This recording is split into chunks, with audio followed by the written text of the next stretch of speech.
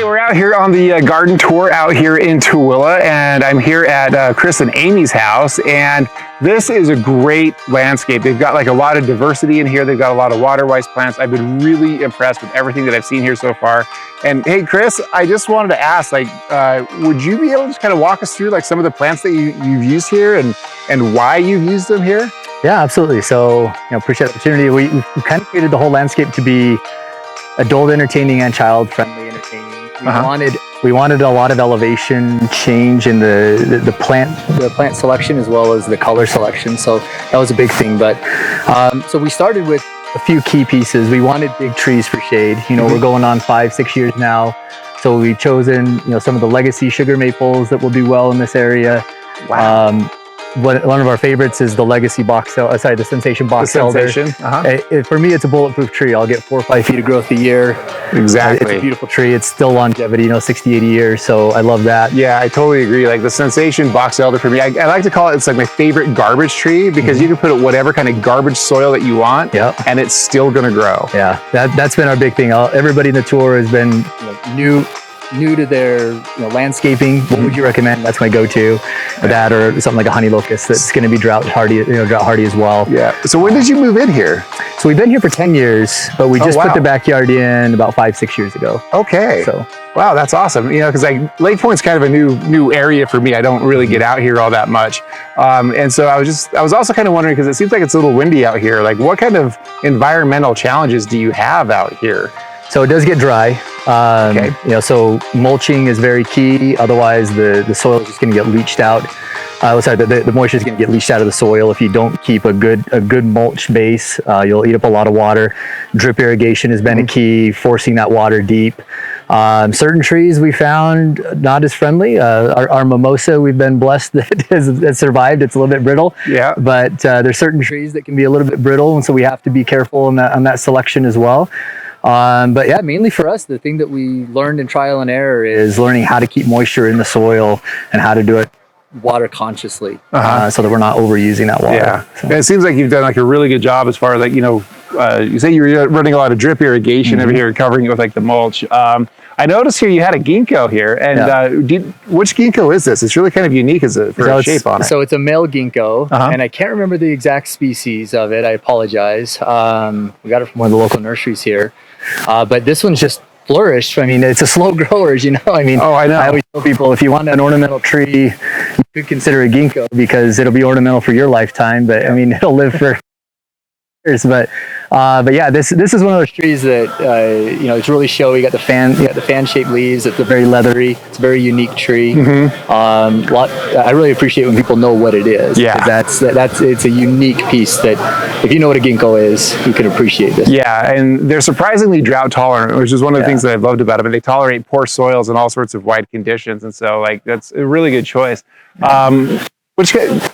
Prairie Fire? Yeah, Prairie Fire. We got one over here, one on the north side of the house too. The crab apples will do well pretty much anywhere.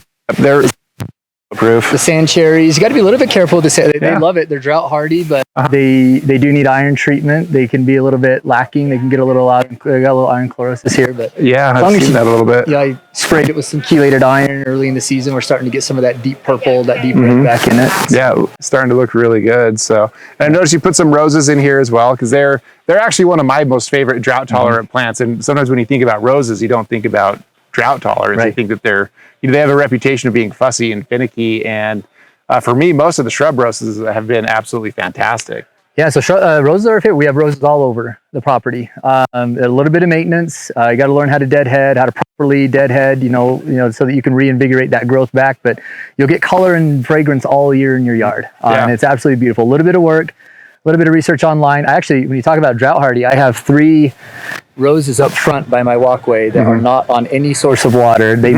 We might give them water a couple of times a year if we happen to remember, but they're our biggest roses and our most prolific. Oh, wow. And they get no water. Do you rember what varieties they are? You have to ask the boss, Amy, but you can go take a photo out front. Boss Amy, what's the name of the roses that he's talking about? Which one? The 3 out front that don't really get any water. Honestly, I don't know. Don't remember? No. I know, I run into the same problem. I honestly go by smell. If it smells amazing, then I want it. Okay. If it looks amazing, then I want it. Well, you guys are going to have to come out to my nursery like in the next week because we've got like these fields upon fields of roses that are just super fragrant right now. Oh, I would love to. So we've been in the market for specific roses and I can't find them anywhere. You need to come out then. Oh, we need to get some binding roses. Okay, we'll see you Monday. Yeah. So you got some golden privet through here, and then obviously some lavender. And that's a sugar maple? That's a legacy sugar maple. Yeah. Interesting. Okay, so I've got this. Well, you might want to try this one. So I have a sugar maple called Monumental. It gets about, on paper, it gets like 30 feet tall and 1 foot wide. Oh, wow. What in the world? You need to come out and come see me. That's incredible. Yeah, so it'll be kind of fun. So much fun. So, all right, what do you have here? What maple is this? It's an autumn blaze. Autumn blaze. You're brave doing an autumn blaze. How long have they been in? This is just brand new this year. Okay. What about your other another ones? one up there that's 2 years old. Okay. Second year. Okay. And they're happy. Second year in? Okay. Call me in 5. Hey, I have a Deborah that's 5 years old. So I'll take you up on it. Okay.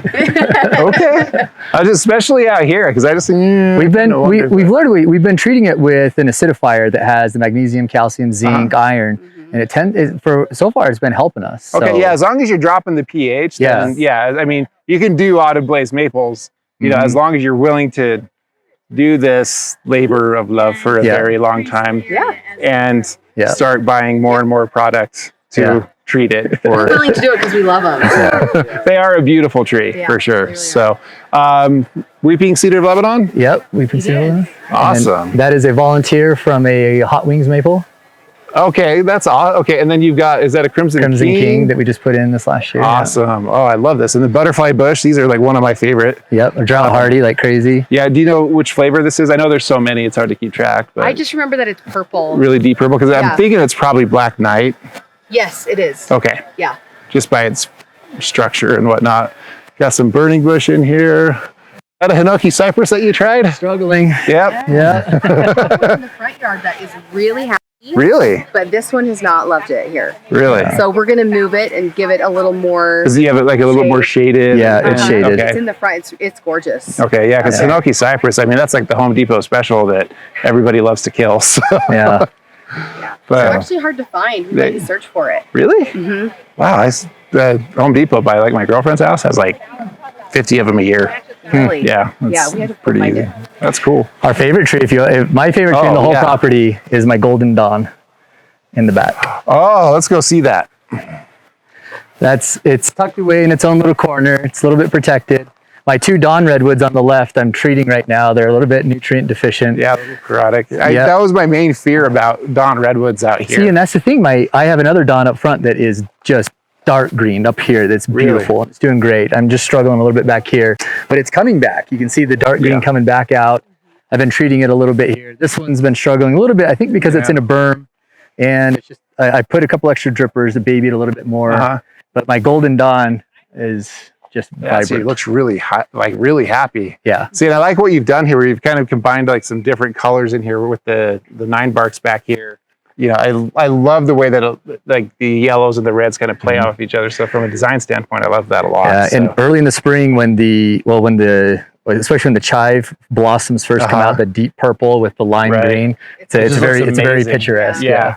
That's really cool. And then Amber Jubilee, it's one of my favorite 9 barks. Yeah. It's so cool. I grow some Chicago hardy figs. Yeah. Every year we get a good production out of them. Really? So, yeah. Oh, that's awesome. They do root die back every year, but they die back to the root, but they grow back prolifically for me. That's great. And it looks like you got a Photinia. Yeah, road tip Photinia. Yeah. See, to me, it's really kind of interesting what here is getting chlorotic and what is not. Yes. Because I've seen some things here where I'm like, why is that chlorotic, but this isn't? It's been kind of interesting to me. So this is seems to be like a really interesting area to grow in, especially if you have like that much of a difference in like, you know, soil conditions from one small location of your yard to another small location. So that's really kind of cool. Yeah. Well, and our spireas tend to get chlorotic, and so does our purple leaf sand cherries. Yeah, we were just talking about that a little. And which while is ago. interesting is that our purple leaf sand cherry over here is not. Exactly. But the other two over it's there so are. weird, Yeah. right? That one's really happy. So it makes me kind of wonder like what's going on with your water table a little bit, because we were just at another property where we were looking at a chinkapin oak that is usually pretty bulletproof in most places, and it was like completely chlorotic, but it actually had to do more with like the water table being so high. So because it's one of the symptoms of overwatering is chlorosis on a lot of things. So so it just kind of made me wonder a little bit about like how your water's kind of going through here, but. Yeah, everything is on drip in the back, and I modify it over time as the plants get bigger. It's interesting. We have some red tip photinias in the front that have no chlorotic issues, and then this one does. And it's just gardening's a weird thing, you know. Yeah. So well, as I can tell people, people ask, how do you get this to grow? It's like, well, all of this stuff, it would never naturally grow here. I'm forcing something that wouldn't naturally grow here. So it's a balance of trying to find what will accommodate to it, and then trying to. You could landscape with sagebrush and rubber rabbit brush, right? A couple of grasses here and there. Yeah. So now the blue spruce here, what cultivar is that? Is it more of a dwarf one that you're doing, or dwarf? Yeah. You remember which one it is? No, it only gets like 5 to 6 wide and about 10 tall. Is it baby blue eyes? I don't know. Don't know. Sorry, we took the tags off. No, the reason why I don't know is when we got it at the nursery down here tends to do auctions at the end of every year. That's right, the end of September. So they get just a whole clump of trees, and sometimes the tags aren't on just because it's the end of the season and they blow off. And so when I was asking her, she said, well, it gets about this big, so I didn't ever have the tag to know for sure what it was. Okay. So we planned a spot where it could get as big as it like, wee! is supposed to, and we're good. That's awesome. It was a tiny baby when we got it, only like a foot tall. Oh, really? Yeah, because I love the color on it. It looks absolutely gorgeous. Yeah. So silvery blue. Yeah, that's really neat looking. Got your Redbud tree. Yeah, multi-stem. It's kind of hard to find these anymore. They are hard to find. I really love the look of multi-stem trees as well. So it's kind of a cool little architecture piece to it. So we've allowed a few quakies to filter through. I think they're just good fill-in trees every once in a while. They're a little bit of a garbage tree too, but I like the fill-in. Another ginkgo here. Yep, and now I'm just eyeballing the that purple leaf mimosa. Everybody likes the chocolate mimosa. Yep. So that's really cool. Another sensation. Yeah. It looks great. Protected. Yeah, it looks absolutely fantastic. So I brought in this stuff. We were at a nursery in Oregon a couple of years ago, and we found this purple Dutch clover. Oh yeah, the oxalis. Yeah. They're almost all 4-leaf. Yep. And so I even found a 5-leaf this year. Yeah, that's really neat. Yeah. That's cool. Yeah. So which magnolia is this one? It actually still has the tag on it. Oh, it does? Let's go find out. Yeah, I think it's a galaxy. Okay. Yeah, I think a pro tip for anybody that's landscaping, try to leave your tags on for at least a couple of years so that you can yeah, this is a galaxy. That's awesome. And then we put a little Susan over here on the other side of this lace leaf. Oh yeah, you did. Just could see it. And I'm hoping that, I don't know, what do you think? Do you think it's going to have too much shade here? Because really it doesn't get sun until the mid part of the day. It really should be fine.